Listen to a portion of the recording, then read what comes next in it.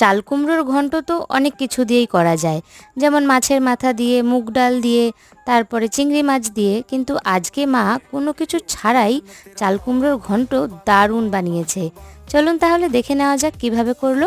চাল কুমড়োটাকে তো প্রথমে দেখলেনি ভালো করে ধুয়ে ছুলে কেটে নিয়েছে, এরপরে গ্রেট করে নিয়েছে। গ্রেট করার জন্য ওই গ্রেটারের যে সরু দিকটা থাকে ওইটা দিয়ে করলে বেশি ভালো হয়। এরপরে চাল কুমড়োটাকে ভাপিয়ে নেবে।